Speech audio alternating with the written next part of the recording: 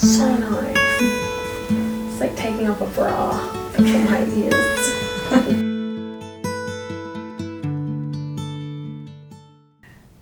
My name is Lily McManus. I am 25 years old. I was born in Australia, but I have been living in Auckland, New Zealand now for the past 4 years. I currently work in the entertainment industry. I am a freelance creator. So I have a high frequency hearing loss in both ears. I wear 2 hearing aids. It's quite profound. I thought I had a hearing loss because there was a ringtone going around at the time that was like a high frequency ringtone that teachers couldn't hear, so kids would play it in school, and I'd always be like, what are you? And they're like, you're joking, you can hear that.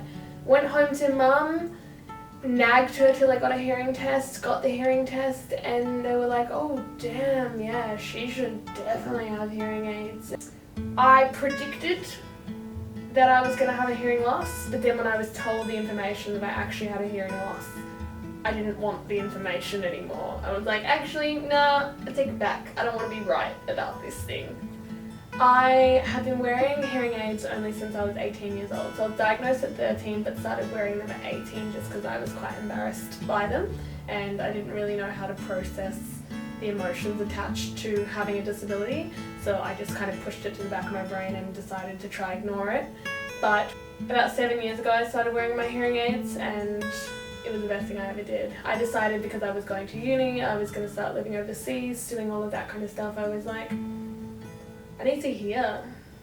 I need to know what's going on in life. I'm about to go out into the world and have no support around me. I'm going to need to, at the minimum, support myself.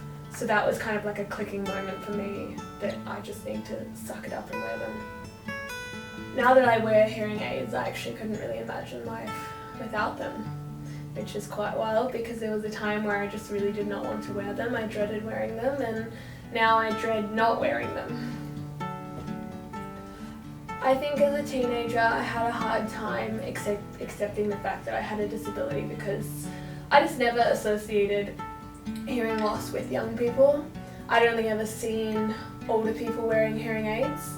There wasn't a lot of representation in the media of young people with hearing losses. So I just felt very, alone and scared of the future and what that might look like for me. I wasn't sure if I could live a successful life. I wasn't sure if I was going to be put below everyone else because of my disability. And I just felt confused. I think that was the main emotion. And I felt kind of a bit sad that I had to be put behind everyone else for something I couldn't control. I think all kind of disabilities have to have impact to some degree on people's mental health. There's quite a large emotional load on people when, especially when you don't know what your future will look like because of that disability. For me, my hearing loss is definitely getting worse, but we don't really know to what extent or how to stop that, which can sometimes be quite a depressing thought. I think there's a lot of anxiety surrounding the unknown or feeling like you're below other people or a step behind the game constantly. I definitely think it contributes to mental health. I don't think it has to be the sole reason why people have mental health issues, but I definitely think it can add fuel to the fire.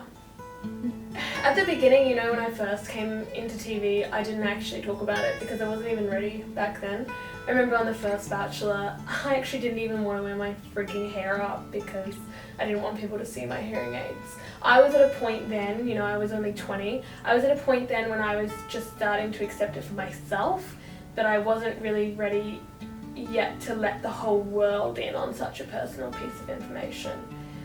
And so when I came back to TV, I just remember thinking like when I was a kid, there was never someone my age on TV, in radio, with the media, openly talking about having a hearing loss. And I was like, if that person isn't in the media industry in New Zealand like I am, so I'm missing out on a massive opportunity to help so many people.